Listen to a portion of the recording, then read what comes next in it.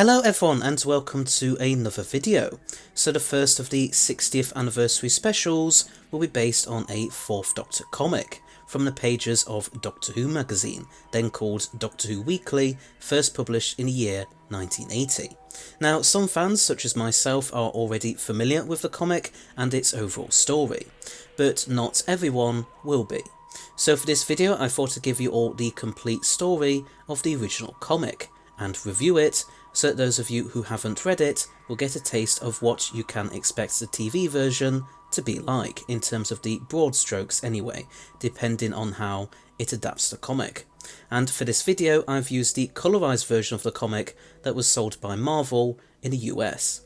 So without further ado, here is the complete story to Doctor Who and the Star Beast, as originally written by Pat Mills and John Wagner, and illustrated by Dave Gibbons, and I apologise in advance for my very bad voice acting.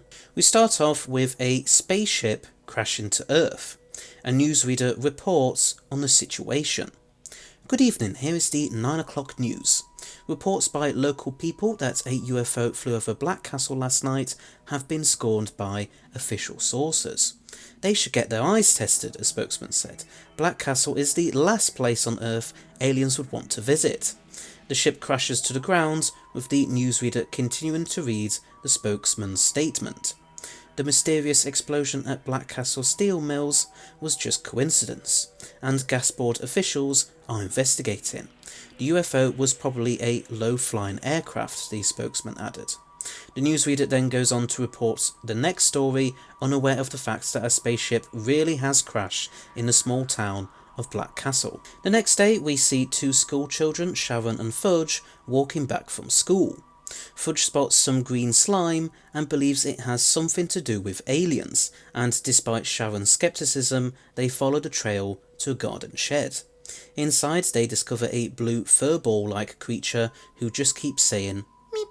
Unsure what to do with this creature, Fudge suggests making money off of it, but Sharon immediately shoots that idea down and suggests they keep the creature a secret. Meanwhile, out in space, a spaceship enters Earth's orbit. Inside are some insectoid-like aliens called the Wrath Warriors, with their leader addressing the others and giving them their orders as to what they are to do in finding what they call the Meep. It is then that the TARDIS materialises on board, with the Doctor coming out wearing a sombrero hat, having expected to land in Benidorm. K9 comes out of the TARDIS too. Surprised to find that they're not in Benidorm after all, the Doctor wanders around in the dark, before mistaking one of the Wrath Warriors' eyes for a light switch. The Doctor quickly realises his mistake as the Wrath Warrior gets out its sword. The Doctor orders K9 to fire his laser at the warrior, but it has no effect. The warrior whacks K9's head off to the Doctor's shock. The warrior then uses its unusual tongue to hold the Doctor and render him unconscious. The warrior informs the leader that the Doctor is unconscious, with the leader ordering to take him to their surgeon for an operation. Later on, the Doctor is lying on the operating table, with the surgeon utterly disgusted by the Doctor's very different anatomy. But the leader orders them to get on with their work despite the surgeon's protests. The surgeon does as they're told and makes the first incision with their knife. An hour later, the surgeon informs the leader that they've planted a bomb in the Doctor's stomach, with there being no scar to give away what they've done to him. The leader is pleased with this, saying that the Doctor must not know he is now a living bomb. Then we will use him to destroy the accursed Meep. Back in Black Castle, Sharon and Fudge are sneakily moving the Meep to Fudge's house. Fudge asks, "Why have we got to hide the alien in my house?" Sharon responds by pointing out that it's the nearest place, and then turns to the Meep. She says that they'll look after him and see he doesn't come to any harm.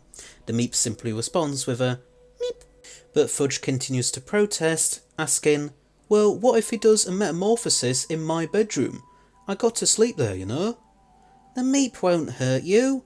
Now go make sure the coast is clear." They all then go into Fudge's bedroom and the Meep gets into bed. Sharon pets him, saying, "You'll be safe here. We're going to look for your crashed space rocket now." Back on board the Wrath Warriors spaceship, the Doctor regains consciousness, unaware of what the Warriors have done to him. Quietly, the leader orders the others to start firing at the Doctor and to make it look convincing. "Oh no, here we go again," the Doctor exclaims in response as he starts to run back to the TARDIS. He picks up K9 on his way and the TARDIS dematerializes once they're both inside. Inside the TARDIS console room, the Doctor pats himself on the back for escaping, feeling fine apart from a sudden stomach ache. The TARDIS scanner picks up a TV signal, with it being the same newsreader that we saw at the start. Hearing what the newsreader says about a strange fire at Black Castle Steel Mills, the Doctor decides to take a closer look, heading towards Earth. But what the Doctor doesn't know is that he and K9 are not alone. A group of Wrath Warriors have secretly stowed away on board, with the warrior in charge explaining the plan to the others. "We will follow the spy as our leader has ordered, and when he makes contact with the hated Meep, detonate the bomb in his stomach, blowing them into a billion parsecs." The Doctor meanwhile tries to fix K9 with some very mixed results. The TARDIS materialises in Black Castle with the Doctor stepping out. He's still completely unaware of the group of Wrath Warriors stealthily following him, despite K9 hissing at them. Meanwhile, Sharon and Fudge have found the Meep's crashed spaceship, with the flames slowly starting to die down. Fudge gazes at it in amazement, but Sharon isn't as impressed. Fudge gets into the cockpit and starts messing about with the instruments, but Sharon still isn't impressed, and is trying to convince Fudge that they should get back before someone finds them. Just then, one of the Wrath Warriors grabs hold of Sharon, causing her to scream. Sharon shouts for Fudge to do something to help, but Fudge isn't sure what control to press. Luckily, the Doctor intervenes and activates a laser. The Doctor, Fudge and Sharon all run away as the laser strikes one of the Wrath Warriors. The other warriors help their comrades get up. "My Skilo shield took most of the impact," the warrior who was hit says. The warrior then goes on to say that Fudge and Sharon must be in league with the Meep too, with another responding with, "Yes, we'll let them all think they've escaped until they've made contact with our target." Elsewhere, Sharon and Fudge tell the Doctor about the Meep. "So, you found a Meep in a garden shed? How exciting," the Doctor exclaims. "Nah, a bit average really. He's just an old fur bag," Fudge responds. "Look, Doctor, the Meep's coming out to greet us. He's better," Sharon says, pointing towards the Meep, who, in typical fashion, just responds with, "Meep, Meep." Fudge's mum sees the Meep and asks if Fudge got him from the pet shop. "No, he's from another galaxy, Mum." "Oh, that's nice, dear," Fudge's mum says, unaware of just how true what Fudge said is. The Doctor wonders why the Wrath Warriors are after the Meep. He then starts to put everything together and says that they got away from the Warriors too easily. And then he mentions his stomachache before realising the horrible truth. "Oh no, it all adds up." "What's wrong, Doctor?" Sharon asks. "Get away from me, everyone. I've just realised. I'm a living bomb," the Doctor says, horrified. We then see one of the Wrath Warriors pressing a button on their bandolier, saying, "Detonate!" Seconds before the detonator is pressed, the Doctor hurriedly grabs some lead from the roof of Fudge's house. Luckily it does the trick, even if it irks Fudge's mum. Watching nearby, the Wrath Warriors are annoyed that the Doctor has foiled their plan, and still think that he is the Meep's accomplice. The warrior in charge says, "We will wait until dark, then move in for the kill." Meanwhile, in Fudge's house, the Meep thanks the Doctor for saving his life. Sharon is surprised that the Meep is now speaking English and not just going Meep, Meep anymore. The Doctor asks the Meep why the Wrath Warriors are after him, wondering if the Meep's done anything bad. But the Meep reassures him that he hasn't, and then proceeds to tell them all his story. He tells of how one day the Wrath Warriors landed on his planet. The Meep people offered them friendship, but the Wrath Warriors destroyed everything. The Meep then continues, "They did terrible things to my people, things I don't like to talk about in front of the children." He then uses the Doctor's scarf to wipe his tears. The Meep then says that he is the last of his kind and that the Wrath Warriors have followed him to Earth to kill him as well. Fudge's mum notices someone moving about in her garden, and a doctor joins her to look out the window. He immediately sees the Wrath Warriors and exclaims, "Mrs. Higgins, there are aliens at the bottom of your garden." The Meep offers to give himself up to the warriors, but the doctor refuses to allow it. He says he knows of another way to stop the warriors. A few minutes later, the doctor is hard at work constructing a gadget to use against the warriors. As per usual with the doctor's gadget, it is assembled out of various bits of ordinary, everyday objects. The Meep says that he's very grateful for everything the doctor is doing, but what the others don't know is that the Meep's true thoughts are nothing of the sort. You stupid Earth creatures. It was easy for superior intelligence to fool you.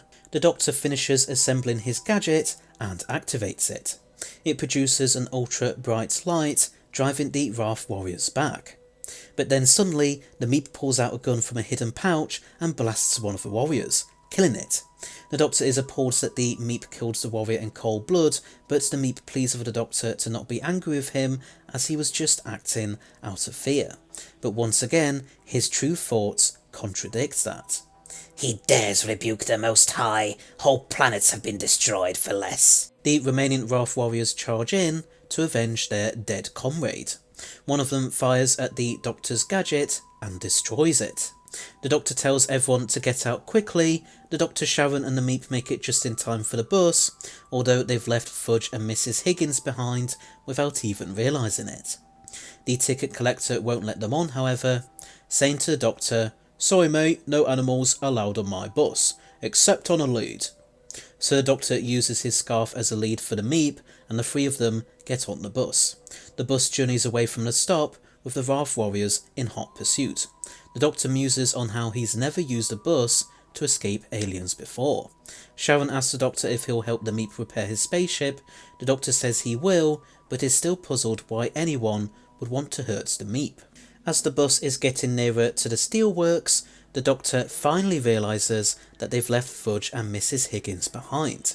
He decides to go back. Sharon tries to persuade him not to, but the doctor isn't swayed. Back at the Higgins house, the Wrath Warriors use some translators to speak to their prisoners, Fudge and Mrs. Higgins. They threaten to kill them unless they cooperate. Fudge tries to stand up to them by talking about how a comic hero of his, Captain Starflash, would have got out of such a situation, but the Wrath Warriors aren't taking any interest, and want to know where the Meep and Doctor are. It is then that the Doctor enters and explains that he means the warriors no harm. He merely wishes to talk to them and find out why exactly they're after the Meep. He also asks Mrs. Higgins to put the kettle on. The warriors ask why they should trust him, with the Doctor rummaging through his pockets to find something that will convince them. He gets out a medal he got for defeating the Cybermen. This is what convinces the warriors, as even they have heard of the Cybermen. The warrior in charge then introduces himself as Sergeant Zogroff and introduces his colleague as Constable Zreeg. It is then that Zogroff starts to explain why they're after the Meep. The events that led us to Earth began on the other side of the universe, on the Meep's homeworld. The Meeps were a highly advanced, peaceful race who knew nothing of war and cruelty, and throughout the Wrath Galaxy their name was a byword for happiness. Then tragedy struck. Their planet's orbit mysteriously changed. It passed close to the Black Sun. The sun's radiation mutated a race that was gentle and kind into cruel beasts who lived for conquest. In a savage starkrieg, the Meeps overran planet after planet. There was no reasoning with them. The Meeps destroyed everything. Their prisoners were shown no mercy. Reluctantly, the Star Council ordered the use of the Wrath Warriors, biological constructs of the 5 strongest races in the galaxy. We are the law enforcers of the stars. We fought the Meeps from planet to planet. At last, at the Battle of Yaras, we smashed the Meeps' armada. Only their cruel leader escaped. A GLEP, a galactic law enforcement posse, was formed. In hot pursuit, we shot the Meep down over Earth. Zogroff then shows the Doctor his warrant, saying that they are authorised to capture the Meep dead or alive. The Doctor is shocked to his very core about all of this. My prophetic soul. So the Meep is as gentle as a boa constrictor, and he's got Sharon in his grasp. Sometime later, the Doctor and the warriors are sat at a table, enjoying some tea and cake. The Doctor says he'll help Zogroff capture the Meep, but only if he's captured alive. Zogroff agrees and offers his claw to the Doctor for him to use against the Meep, but the Doctor declines, saying that he prefers to use his trusty sonic screwdriver. Zogroff admires this, saying that the Doctor is very brave. Meanwhile, back at the steel mills, unit soldiers are turning night shift workers away. The steel mills are closed until the gas mains have been checked. Rubbish! There was no gas explosion. Some of us saw the UFO crash. Whilst all of this is going off, Sharon and the Meep are trying to sneak into the steel mills through a hole in the fence, but the unit soldiers spot them and order them to stop. The Meep then blasts his gun at the soldiers, which instantly kills them. Sharon is horrified, but the Meep reassures her by pretending that he just stuns them. They then make their way into the steel mills and into the Meep ship. Some other soldiers spot them, but before they can do anything, the Meep pulls a lever. This causes the ship's orb to glow with a strange black energy, which hits the soldiers. Sometime later, the Doctor leads the Wrath warriors into the steel mills, having said farewell to Fudge and Mrs. Higgins. They climb up a ladder to see what's going on, and they see all the night shift workers working on the Meep starship. The Meep is now sat on his throne and speaks to the workers. Hear me, drones. Hear the supreme beep of all the Meeps. Once you built mighty ships that sailed Earth's oceans. Now you rebuild the ship that will return me to the stars. The workers all exclaim, Hail, beep of all the Meeps! The Doctor notices that the workers' eyes look like they've been exposed to neutron radiation. Zogroff explains that Beep's ship uses a neutron pile to power itself, saying that it's a miniature black sun. Beep barks orders at the workers. Work, drones. Work until you die. The Doctor notices that Sharon is stood beside Beep and says that they've got to get away from him. The Doctor then makes a paper spaceship and throws it at Sharon's head. It gets her attention and Sharon climbs up the ladder and asks, Doctor, is that you? Yes, Sharon. Now, listen to me carefully. But before the Doctor can continue, Sharon lunges herself at him, shouting, Hate! Doctor! Kill! Her eyes revealed to be the same as the workers. Sharon! The Doctor exclaims. After a few minutes, Sharon comes to her senses, having only been mildly affected by the radiation. The Doctor tells her the truth about Beep, but Sharon refuses to believe it. Beep appears and lies to Sharon by telling her that what the Doctor said isn't true, but then he aims his blaster at her. The Doctor intervenes and confronts Beep. He tells Beep that he can't escape, as whilst he may have repaired the structural damage to his ship, Beep hasn't got any fuel left for the primary motors. But Beep already knows this and says that he doesn't intend on using the motors. The Doctor is appalled as he realises that Beep is going to make a star jump from Earth's surface, which will have a devastating impact on the planet and its population. The Doctor warns Beep not to do it, saying that it will be breaking universal law. Beep is irritated by this and sees it as a threat. You threaten the Most High? Death is almost too good for you. It's alright, I'm only pulling your leg, the Doctor quips as he wraps his scarf around the legs of Beep's throne and pulls, causing it to fall over. He then tells Sharon to jump, but Sharon is too scared. The Doctor goads her to jump by insulting her, similar to what he did with Sarah Jane in the Ark in Space. The two of them then jump to the ground level. Find them and kill them, Beep orders some of his minions. We obey the Exalted One, says a possessed unit soldier. The rest of the possessed workers all start dragging Beep's ship to the launching ramp. Hail Beep of all the Meeps, they all chant. Inside the ship, the Doctor is trying to figure out the controls, so that he can stop Beep from making his star jump. But Sharon isn't sure why the Doctor wants to stop him. The Doctor explains to her that the ship is powered by an artificial black sun. It will burst through the space-time continuum, sucking all matter after it. Sharon notices that the workers are raising the ship up ready for launch and frantically tells the Doctor to do something. Then Beep appears right outside the cockpit with his throne fully extended. The Doctor moves to the hatchway to confront him. You look cute in your most high chair. Would you like a rusk? The Doctor taunts.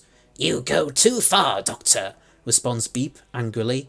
But now you and the other Earth beings will pay for all the insults. Now will be the hour of atonement. Take the Doctor away. The girl stays. The Most High wants to savour her death. Beep orders his minions. Sure enough, two possessed soldiers grab the Doctor and lead him away. Minutes later, the ship is activated, and the Black Sun drive fires up. As the ship makes its star jump, it tears through the very fabric of time and space. A vortex opens and matter becomes unstable and is ripped from the Earth, and the town of Black Castle is sucked into a black hole. At the epicenter, the Doctor is subjected to its crushing gravity. For what seems like an infinity, the Doctor is plunged into a nether realm, where all light is trapped and time and space do not exist. The Doctor experiences the most excruciating pain. But then suddenly, miraculously, matter begins to stabilise again, and the Wrath Warriors get the Doctor free, but the Steelworks building begins to collapse under the immense pressure. The Doctor and the Warriors hurry back to the TARDIS, with the Doctor explaining that he reduced the power of Beep's star drive. This gave him just enough power to leave Earth, but prevented the planet from being completely destroyed, causing a temporary tremor in hyperspace instead. They then all get the workers inside the TARDIS as the effects of the radiation begin to wear off. With the console room very crowded, the Doctor does his best to get to controls, saying hello to K9, who's still pretending to be a cat. Beep meanwhile is in his ship with Sharon, completely unaware of what the Doctor's done. He tells her of his plan to lead new armies of Meeps to conquer the Wrath Galaxy. But then the Wrath Warriors' ship arrives, with them informing Beep via an intercom that he is under arrest. Now hear this. You are under arrest.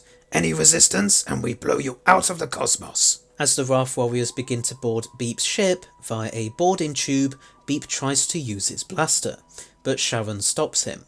Breaking through the airlock door, the Warriors arrest Beep. Soon after, the TARDIS materialises, and the Doctor appears, having delivered the workers to safety. The Doctor asks Zogroff what he's going to do with Beep, with Zogroff saying that Beep will be given a fair trial. Beep pleads Sharon to let him free, tears rolling down his face, but Sharon is having none of it.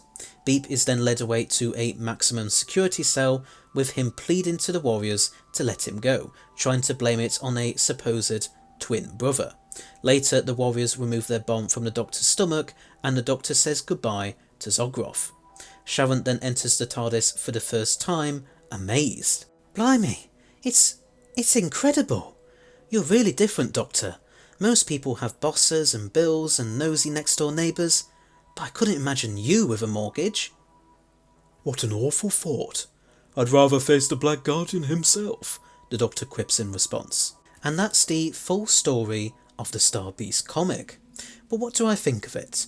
Well, I really like it. I think it makes for a great quintessential Doctor Who story.